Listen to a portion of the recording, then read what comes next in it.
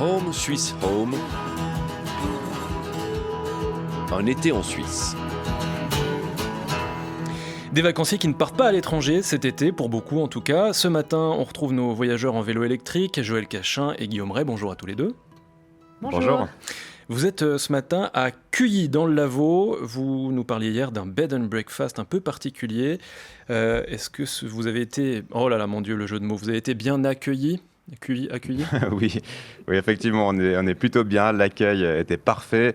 Et puis bon, de là où on vous parle, on voit le lac Léman, les collines de vignes du Lavaux, le soleil qui va bientôt se lever sur ce décor. Bref, je ne sais pas si vous arrivez à visualiser tout ça, Benjamin, mais c'est plutôt pas mal. Effectivement, j'arrive à visualiser ça. Je vous en veux toujours pour ce jeu de mots, mais effectivement, ça a l'air très joli. Si vous avez opté pour un B&B, un bed and breakfast, j'imagine que c'est pas uniquement pour me parler de la vue.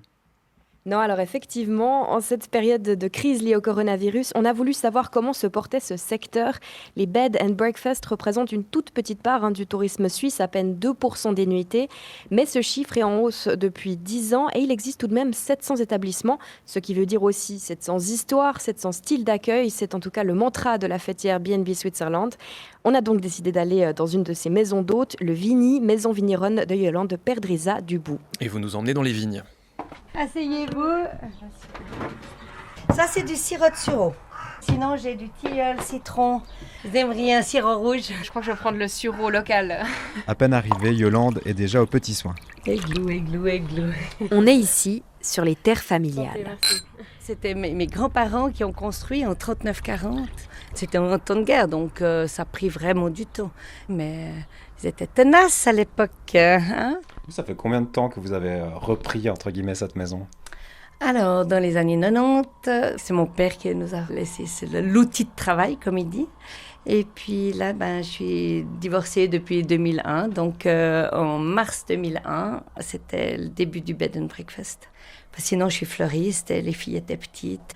Donc, quand une femme seule, des petits-enfants, il fallait gagner ma vie. Et puis, j'étais heureuse d'avoir cet outil de travail. Une immense maison au milieu des vignes que la patronne nous fait visiter. 4 chambres d'hôtes, plus 2 logements insolites. Et voilà, je vous présente le poulailler.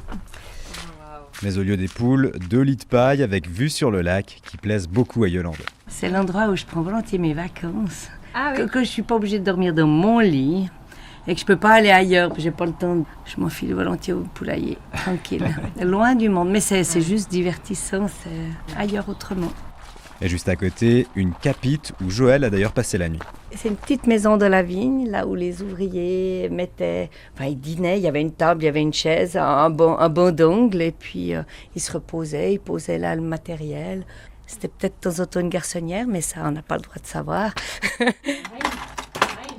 Comme on a bien mangé à midi, on va faire le pique-nique pour ce soir dehors. Parmi les hôtes, certains ont déjà ici leurs habitudes. Le menu, c'est le muesli. Le muesli, comme en Suisse normale. Victoria et Véronique, 2 sœurs, sont des habituées de ce B&B. On le connaît depuis très longtemps.